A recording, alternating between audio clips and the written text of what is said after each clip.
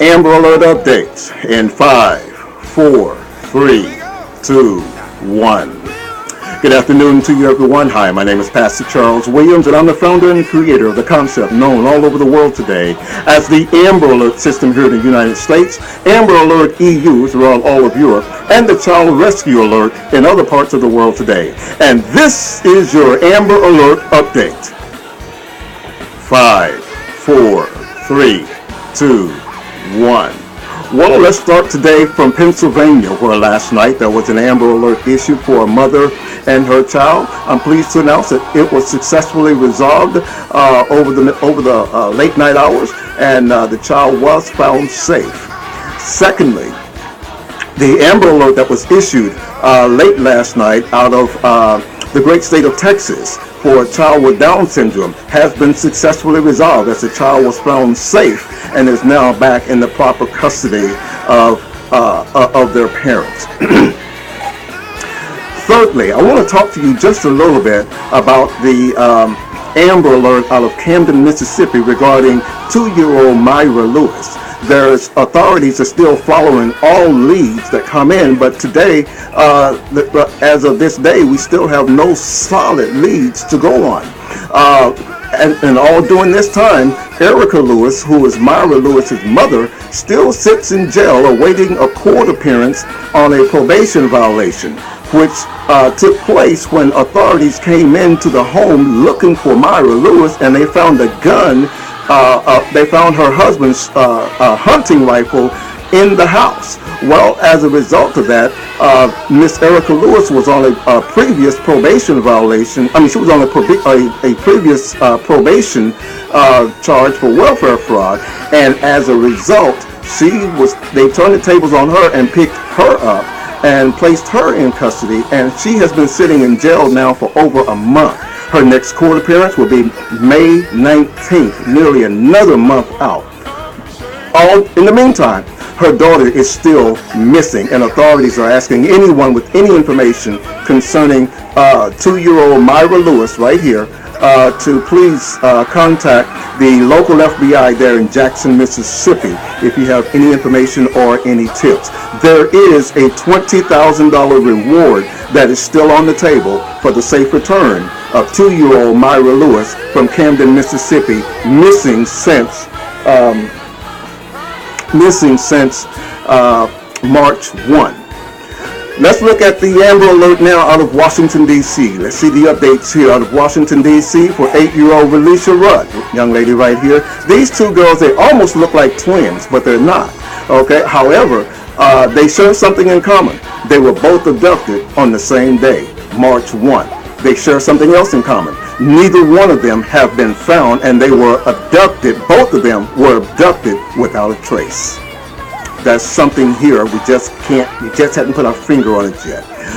So, 8-year-old Relisha Rudd, she is still missing from Washington, D.C.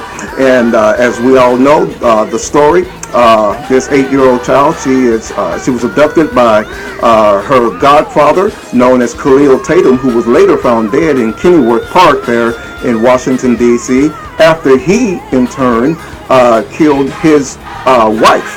Okay, and she was found dead at the Red Roof Inn there in Maryland. So there's been a lot going on, but what I am asking in this case is simply this.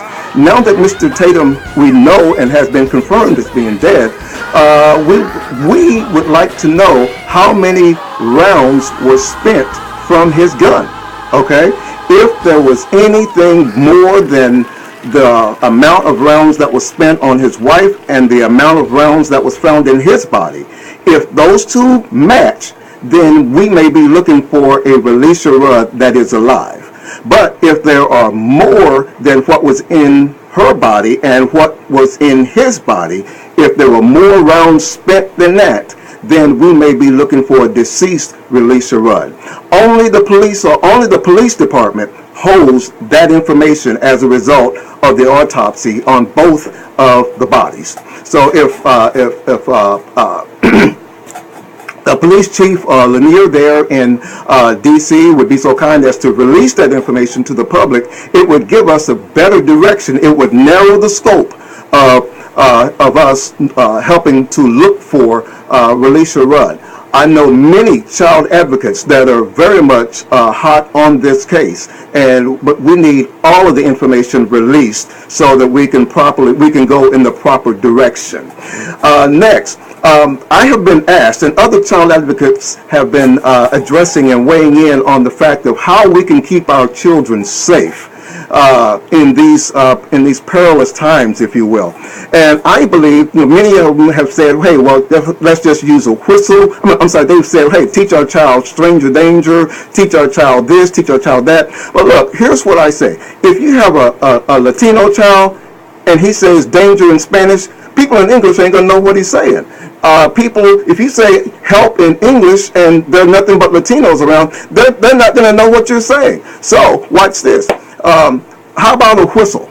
Okay, get your child a lanyard and a whistle. A whistle is a universal language. Okay, in any country, in any place, if you take and you blow the heck out of a whistle, you're going to get the attention that you're looking for. Okay, so that's what I would encourage not only kids, but those of you all who take those early morning jogs and early morning strolls and so forth, seniors, everyone, get a whistle. Tuck it into your shirt, okay? And I hope you never have to use it. But if you do need it, you'll have it, okay? So that's where I weigh in at on that, is arming everyone with a whistle. Well, my time is up, but I just wanted to break in here today and give you these updates on these Amber Alerts. Thank you so very much for your support. Follow us on Twitter. Follow us on Facebook. We need your help. I truly believe that it really does take a village to raise and to save and to protect a child. Thank you so very much for watching. I'm Amber Alert founder, Pastor Charles Williams. Thank you, and I'll see you next time, okay? Bye-bye.